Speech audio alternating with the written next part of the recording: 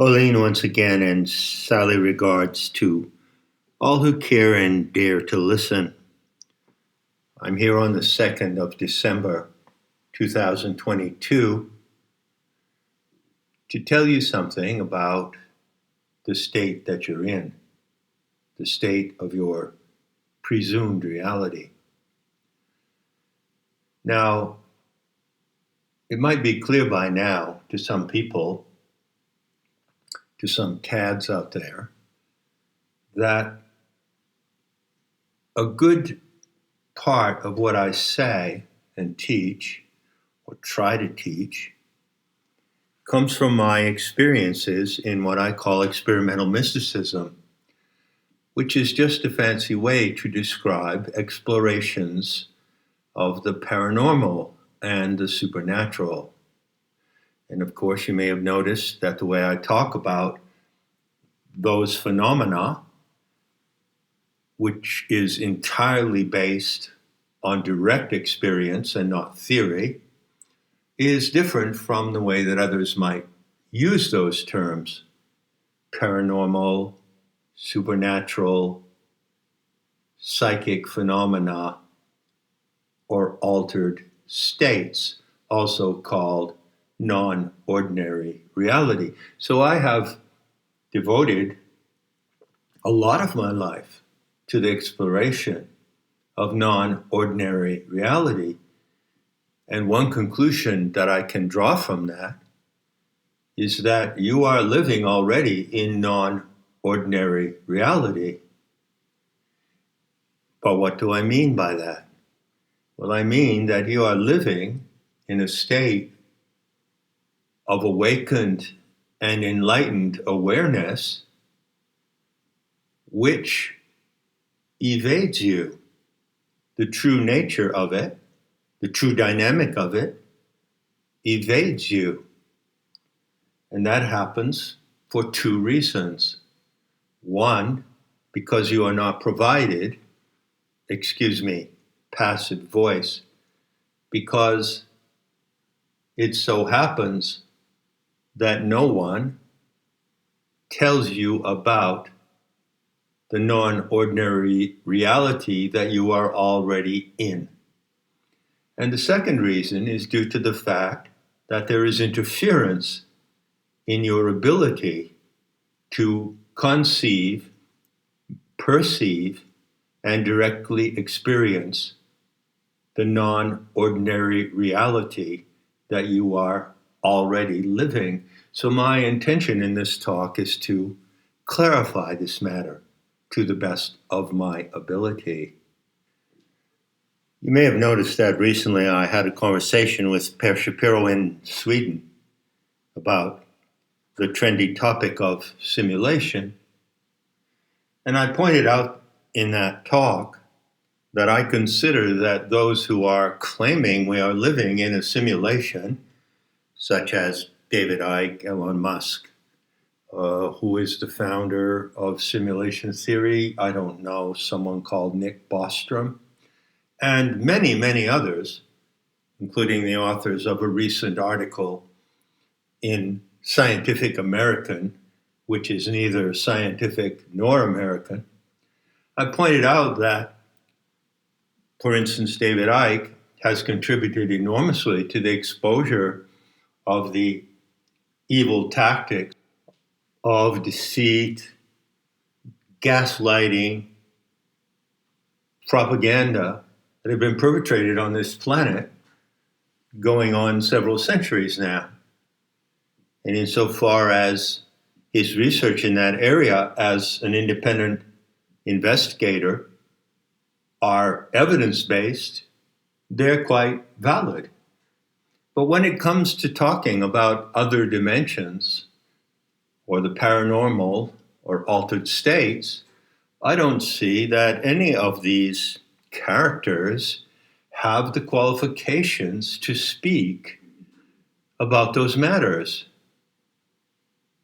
Qualifications are simply to have been there, to have gone there, to have done that, to explain how you go to the supernatural, how you enter an altered state, how you navigate it, what you find there, how you come back, and what you come back with, which is something that I have done extensively.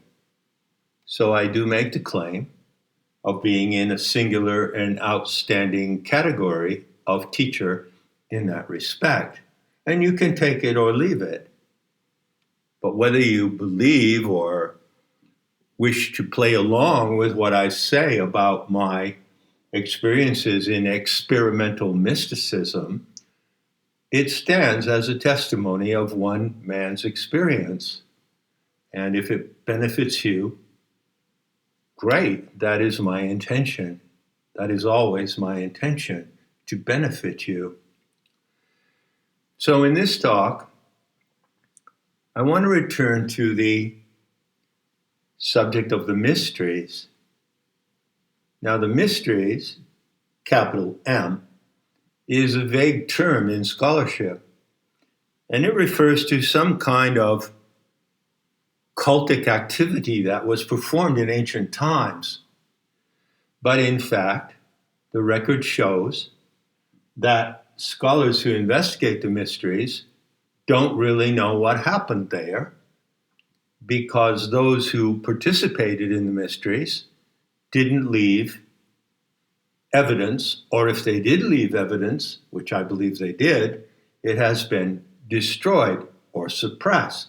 So I stand before you today as a representative of the mysteries, talking today as those teleste in the past, those Gnostic masters, might have spoken to you in that time and setting.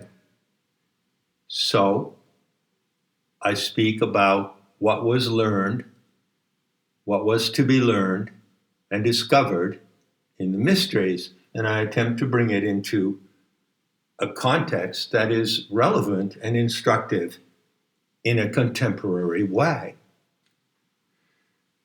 Now, first of all, I would have you note that in presenting myself as a modern representative of the mysteries, a Gnostic living today, I constantly emphasize the central truth of the mysteries, the great revelation, and that is the presence of Sophia, the wisdom goddess. And so I believe it must be clear that everyone else, as far as I know, who's talking about other dimensions or the paranormal or non-ordinary states of reality, excludes that factor. Why? It's a central factor in the Gnostic materials that survive. The presence and predominance of the Aeon Sophia is central to Gnostic mythology, and I have revived that mythology in the fallen goddess scenario. So this is one point I make. I'll put it in the form of a question. How can anyone cite the Gnostic materials, for instance, in support of simulation theory and the concept of the matrix, and not talk about the divine Sophia, your divine mother, who is embodied in the living planet in which you participate as a cell? You are a living cell in the planetary body of the Aeonic Mother. How come they don't talk about that? Well, I don't know, and I don't care. I'm bringing up the mysteries in order to bring your attention to one paramount truth. I assure you, my friends, strangers whom I'll never meet, I assure you that if you know this truth, it is the foundation to know many, many things, and not merely occult or esoteric things, but things that are essential to your life as a sentient being on this planet, things that are essential to living the self-intending life and to pursuing what I now call the Thelian way of life. So what is this essential and paramount truth? You can see where I have stated it explicitly in chapter 16 of Not in His Image, called A Sheaf of Cut Wheat. And there I cite the ancient testimony. Quote, "The heresy hunter Hippolytus reported a striking eyewitness detail from the mysteries that has baffled scholars through the ages. At the moment the initiates emerged from their encounter with the mystery light, the Hierophant who led the ceremony showed them, quote, a sheaf of cut wheat, end quote. This action was considered to be, quote, citing Hippolytus, the great and marvelous mystery of the ultimate revelation, end quote. And that comes from Refutation of All Heresies, Book 5, Section 28. That is the surviving ancient testimony about the ultimate secret of the mysteries, which is the ultimate secret of what you consider to be your ordinary state of reality. Now, I've stated the secret, which is no longer a secret. It's an open secret, many times in various ways. I'm going to state it for you right now, once and for all, in the clearest possible way. The supernatural agency, which is the living intelligence of the earth itself, that gives you the perception of the world and yourself and body within it, gives it to you externally, but in such a way that it arises for you as if it were your own production internally.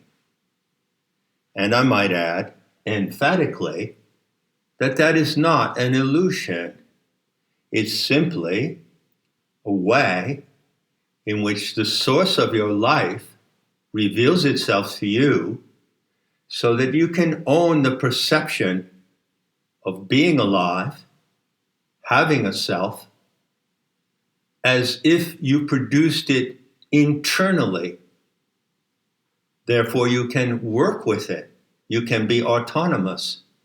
But nevertheless, the ultimate truth is that your perception of yourself right now as a conscious self, as well as your perception of your body and the perception of the environment in which you find yourself, is constantly and perpetually given to you externally by an external agency in such a way that it appears to be your internal and subjective event.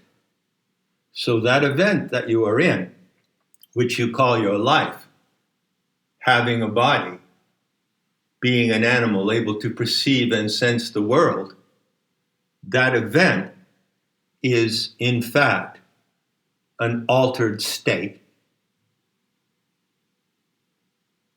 And what I have discovered in my exploration of the supernatural and the paranormal, by going deliberately into altered states, navigating through them, gathering intel and returning with it, what I have discovered is that this state that we are in has a problem. There is another condition.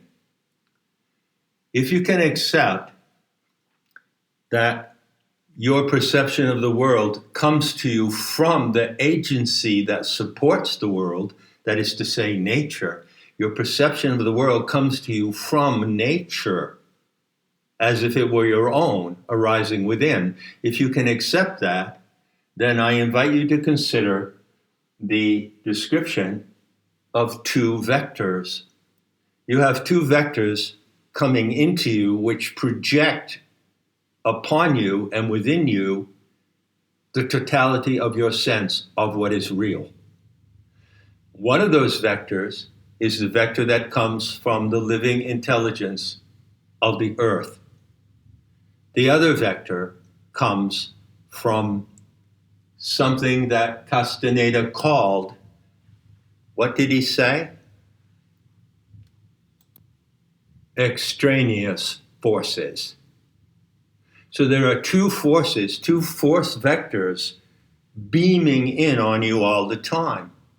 One of those vectors directs you to the supernatural and paranormal reality of life, and the other vector tries to misdirect you toward a simulation and a deviation from that immediate primordial perception, which is true, accurate, and totally materially and sensorially real. So the title of this talk is, You Are Living in an Altered State. Altered states, put it in quotes, is the name of a movie. It's also a term that became popular in the 60s due to certain people who were experimenting in their way at that time, not in the tradition and discipline of the mysteries, experimenting with altered states, such as in isolation tanks, the use of LSD, and other mind-altering substances. So, you are already in an altered state. You are already in a condition where your psyche and mind are naturally and innately disposed to have psychic experiences, so-called. It is your mother source that is the origin of those psychic experiences. Nature is the origin of those psychic experiences. But the problem, even though everyone has them, and I've often said this, from childhood, you have these experiences. There's not a single person living on this earth, except perhaps a certain proportion, an imaginary number of the population, who have an IQ of 85 or lower, who has not experienced altered states and psychic phenomena. But they come with the challenge to handle them correctly, you see? So you have an incoming force vector. It's a force vector coming right into you from the natural body of the earth, directing you to the source of your life. And you have another vector coming in from the angle of the archons, or the extraneous forces. Now, I've said a lot about the archons, of course, and I can boil it all down today to a very simple proposition.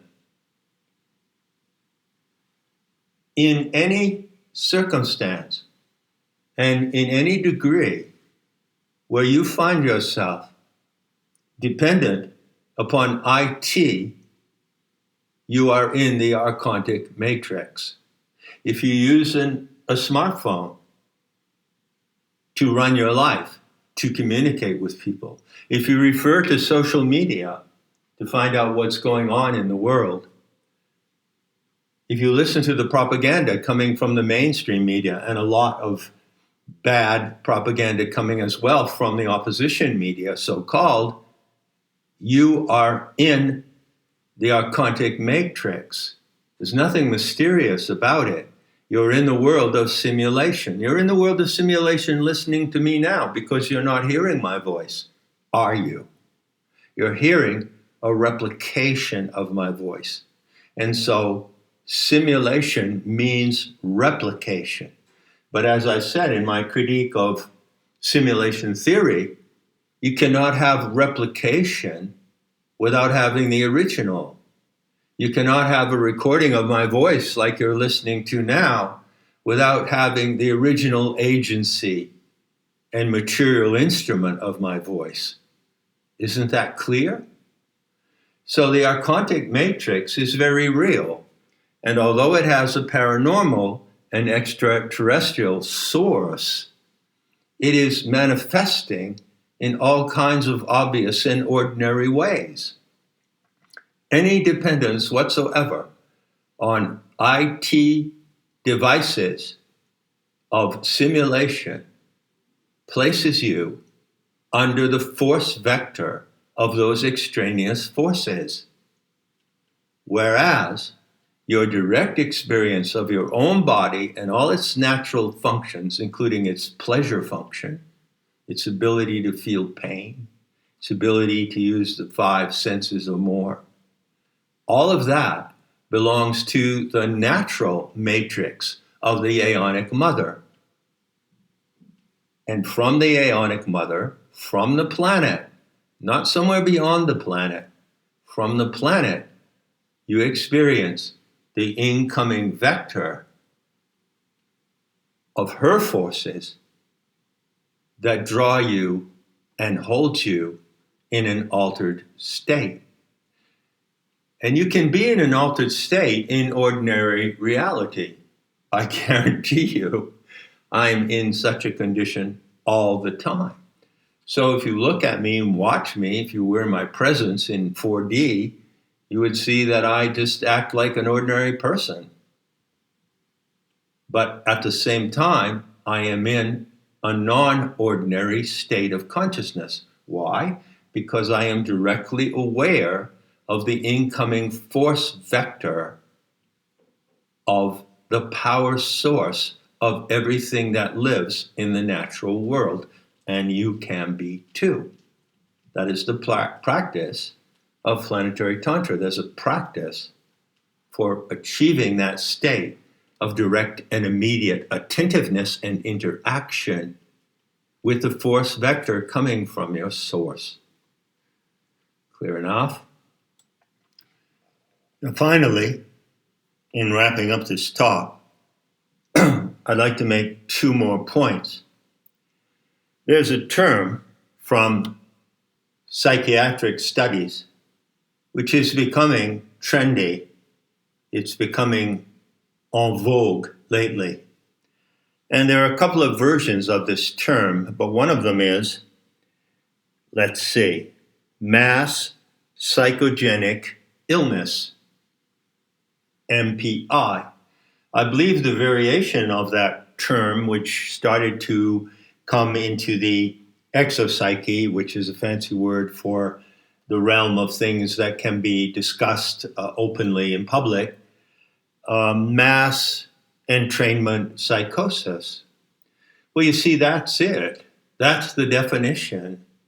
That's the description of what happens to human reality due to the force vector of the extraneous archontic influence. You see?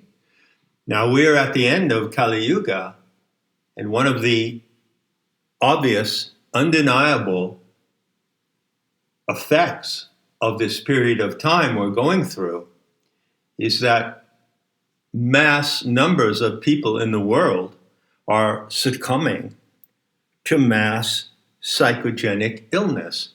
Why? Because they are allowing themselves to live in the virtual with the support of IT technology. Do you really think, here we are in the year 2022, unreal, unbelievable, but do you really think that human beings in the past could not have lived without virtual IT technology? Certainly we did. And as far as I can tell, we did fairly well with it. So why can't we live without it now? Well, those who hold power and who rely on the illusions of power would like you to believe that you can't live without it. But I say to you that as long as you participate in IT virtual reality, you are submitting yourself to a deviant, altered state. So you have 2 clear choices. Be in the altered state that arises from the force vector coming from the intelligence of the earth, or be in the other one. And if you choose to be in the other one and rely on it, you're gone. You're gone from the reality of life on this planet. Second point I want to make, I will make by directing your attention to the thumbnail for this talk. There you have a line drawing, which is a rendering of a bas-relief from one of the mystery schools of ancient Greece. And it shows the goddess Demeter on the left, pulling up from the earth the divine child, whose name is Iacchos. And the divine child is nothing other than you, born from the womb of nature, the magical child of the wisdom goddess. You are Iacchos. And the revelation of the true identity of the human species was the central teaching of the ancient mysteries, and I've continued it today. To the right of the goddess Demeter is the figure called Kekrops, a serpent man. That is the image of a Telestes, or a Gnostic initiate, and they were called serpents because they found the source of their power and knowledge in the great serpent power of the earth itself, which is called in Sanskrit Mahakundala. So when you are wired and bonded to Mahakundala, then you are comparable to that initiate. Kekrops is not the name of an individual, but it was the hieratic title, the honorary title of one of the families that guarded the Eleusinian mysteries. And what do you see Kekrops doing? Well, look closely. With his left hand, he is clutching a sheaf of wheat. And with his right hand, he is making the gesture of a finger to his lips, which is the gesture of mystery initiation. The word mystery comes from the Greek verb muein, which means to murmur or talk softly. Why talk softly? Well, it is a fact, a proven fact, not only proven by myself, but others, that when you are in the presence, in an altered state, of the radiance of the earth is a radiant body, and when you are in the presence directly of that mystery light or organic light, you cannot sustain the ecstatic thrill of being there if you exclaim or speak loudly. This is a simple fact. It's mechanical. And so the mystery teachers knew that this gesture of the finger to the lips communicated the very essence of their paranormal experience. It did then, and it does now as well.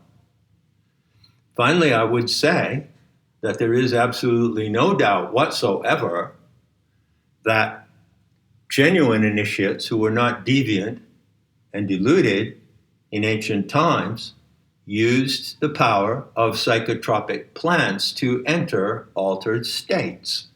And I've done this many times. And I've described firsthand what I experienced. And I don't find that kind of firsthand testimony coming from anyone else who's talking about simulation or higher dimensions. Do you? In any case, there it is for what it's worth. But I want to point out to you that the time you are living right now and the coming moments ahead, and they're coming fast, is a unique time in the entire history of our species. It is a moment when those who are so disposed and those who have the description for it and the intelligence to grasp it can experience the reality of altered states without the use of those sacred plant allies. You don't have to use them to go into an altered state. I'm telling you, you're already in an altered state. And so, that being so, the great secret of the mysteries is now an open secret. I don't think you would be surprised if I tell you something that many others have said. Those who know nothing of the mysteries of the living gnosis today have said that there is a massive psyop happening on this planet. The enemies of life, the psychotic criminals, the demented proxies of the archons are committing a massive psyop which has many, many dimensions. The Soviet deception, 9/11, climate change. These are aspects of this psyop. And that being so, it's fair to say that you are all targeted by the force vector of the archons to be in a mind control psyop. But that's only one side of the story. That's only one side of what's happening to humanity today. On the other hand, I can tell you for sure that you are in a mind revelation moment. The psyop is actually the occasion for snapping out of the delusion, snapping out of the archontic trance, and realizing what the true miracle of being alive is really about.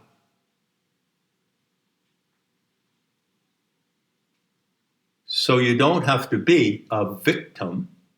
You are a target. I am a target.